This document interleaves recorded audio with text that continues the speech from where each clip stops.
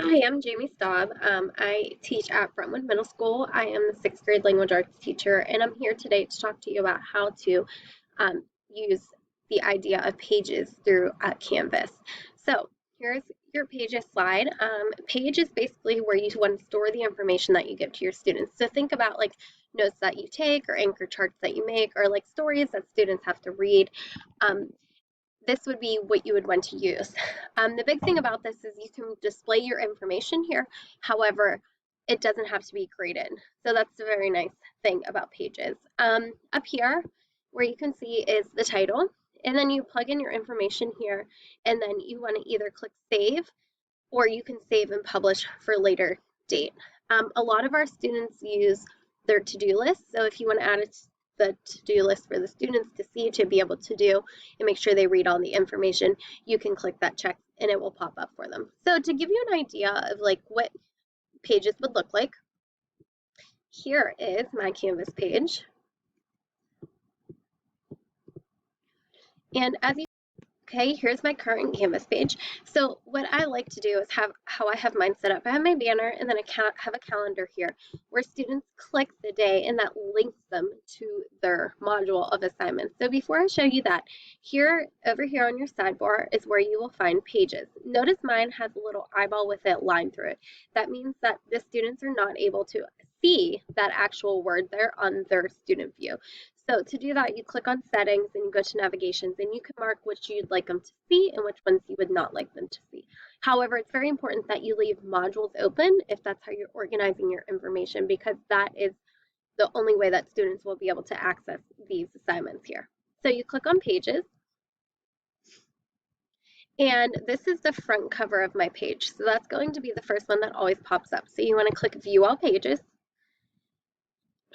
And you can go through here and you want to go and you want to add a page. Here's where you would put your title. You can just type it and then your information.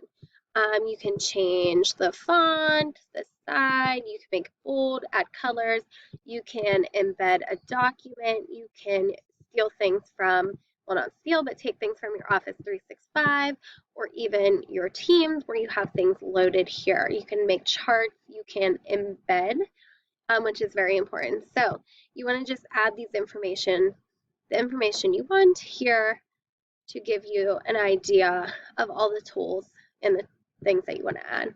So, yep, you want to add it to your to-do list and click save and publish, or just save and you can publish it later. Here's an example of one of my pages to show you what it can look like. And this is the very Now my students are in sixth grade, so mine's not as fancy as you may want to use it. You can use Canva, you can embed things. However, here's something that like mine would look like. It has the story here where the students can download it or click on it.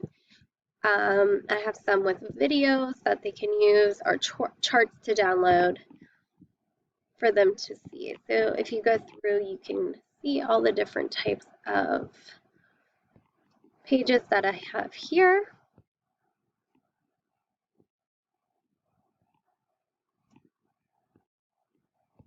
And then you would just go through them in alphabetical order to find what you need to see here. Now, once your page is made, whether it's published or not, you can click on your modules.